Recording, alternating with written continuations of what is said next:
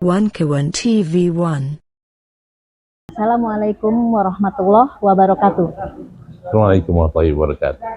Saudara pemirsa yang budiman, kali ini UI Watch mendatangkan sahabat kita Bapak Jainul Arifin, angkatan dari UI angkatan 67. Selamat siang Bapak Jainul. Ya, selamat datang. Temanya kita kali ini mengenai hukum di Indonesia, Bang. Oke. Hukum itu sendiri Indonesia sepertinya tumpul ke bawah, tumpul ke atas, ke bawah tajam ya Bang. Nah, seperti Fuhu Fafa sampai sekarang tidak pernah ada kabar. Juga masalah korupsi juga nggak pernah ada Bang. Nah, menurut Abang bagaimana Bang untuk menggebrak agar Prabowo Subianto bisa mengatasi masalah ini Bang di segala lini?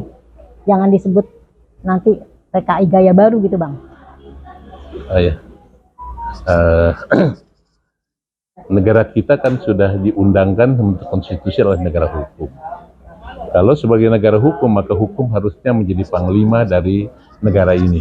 Semua kita harus menjunjung tinggi hukum yang dianut oleh negara kita. Namun faktanya, kita memang, ya bukan hari ini saja. Mungkin dari lama juga, dari dahulu juga ada kekurangan-kekurangan. Tapi belakangan-belakangan ini memang makin kita parah, ya, sangat susah sekali disebutkan bahwa hukum kita itu bisa tegak dengan baik. Nah ini memang masalahnya, pertama apakah hukum itu sendiri sudah valid? Sudah benar kita punya undang-undang dan hukum yang kita pakai, yang kita aplikasikan, yang kita gunakan. Dan dasar-dasar hukum kita, dasar-dasar hukum apa? Dan juga bagaimana para pengelola hukum itu sendiri. Apakah mereka itu sudah mempunyai adab atau akhlak yang cukup untuk membawa kompetensi hukum itu untuk diaplikasikan di negara kita agar betul-betul negara kita menjadi negara hukum yang benar-benar kita hormati. Nah, faktanya ada jalurnya ya Bang ya, paling tidak ya. Itu kan prinsipnya kan. Prinsipnya kan tentu harus ada undang-undangnya yang benar, terus ada orangnya juga yang kompeten, dan juga orang-orangnya yang bertanggung jawab lah. Jujur nomor satu ya Bang. Iya, betul. Ya tentu dengan dua pilar itu insya Allah jadi hukum itu bisa berjalan dengan baik dan bisa berlaku adil untuk semua pihak. Nah kita kembali lagi, hukum kita ini saya tidak tahu persis karena saya bukan ahli hukum, nanti tolong diluruskan dan tolong dibenarkan, kalau salah dibetulkan, kalau bengkok diluruskan. Negara hukum kita ini kan kita menganut hukum yang dari penjajahan kolonial. Di mana kolonialisme itu dulu menganut doktrin 3G. Ada gold, glory, gospel. Jadi perlakuan hukum yang dianut pada zaman itu tentu menganut kepada 3 doktrin itu. Di mana memberikan keuntungan kepada mereka, pada penguasa, di mana memberikan kewenangan ke otoritasi dan kekuasaan yang mereka lakukan dengan bisa juga sewenang-wenang, dan ada juga di sini gospelnya, yaitu pengembangan agamanya. Jadi mereka untuk mengatur semua itu dengan konsep 3 doktrin itu, gold, glory, and gospel.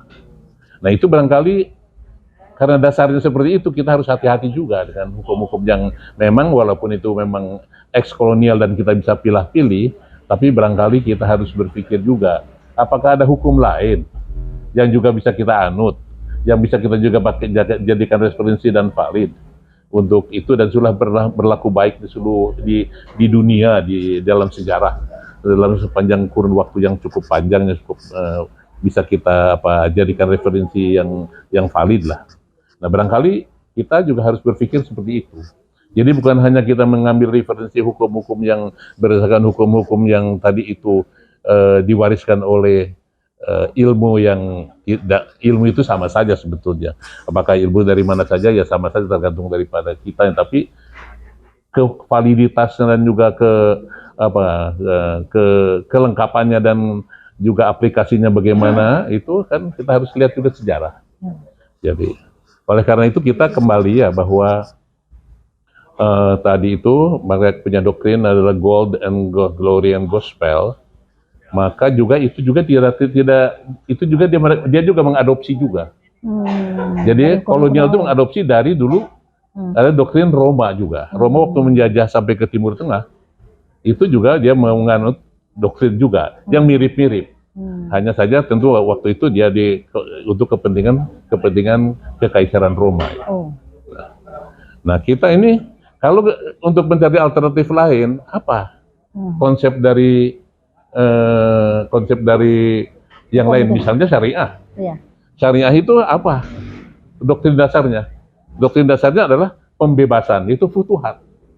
Pembebasan waktu Nabi Muhammad memenangkan atau menaklukkan Mekah, dan juga waktu Madinah. Ada deklarasi Madinah.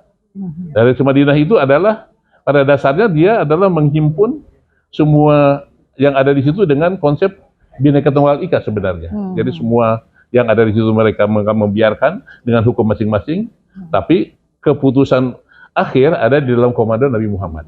Ya.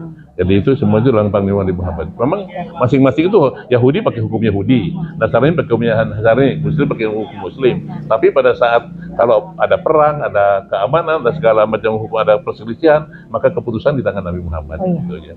Itu deklarasi Madinah.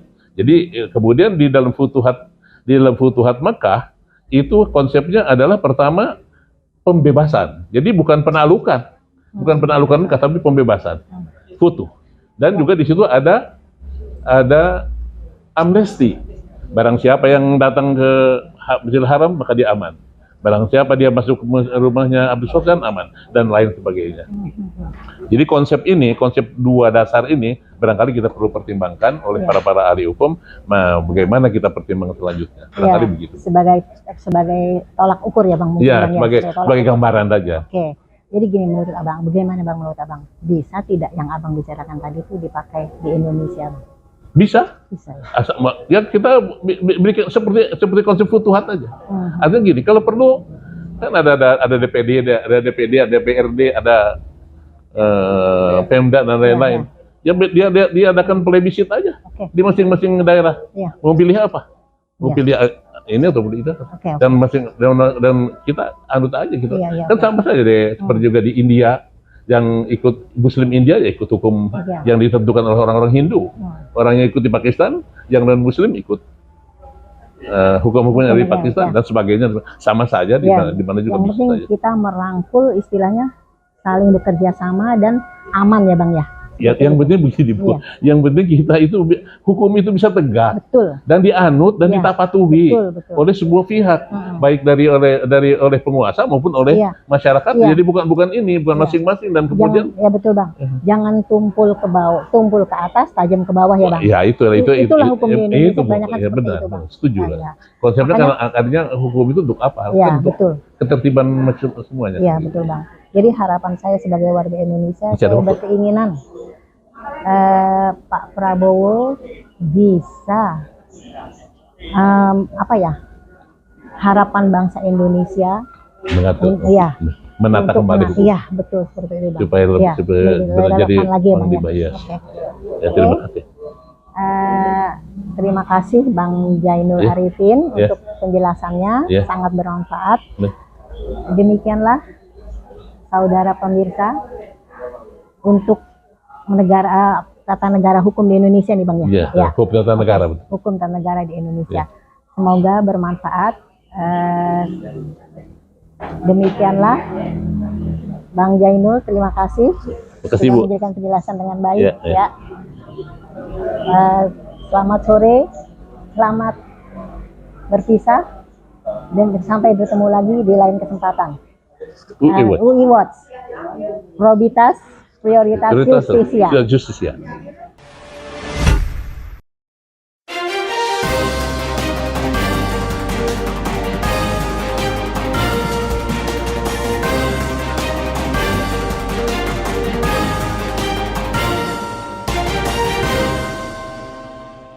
One Kawan TV 1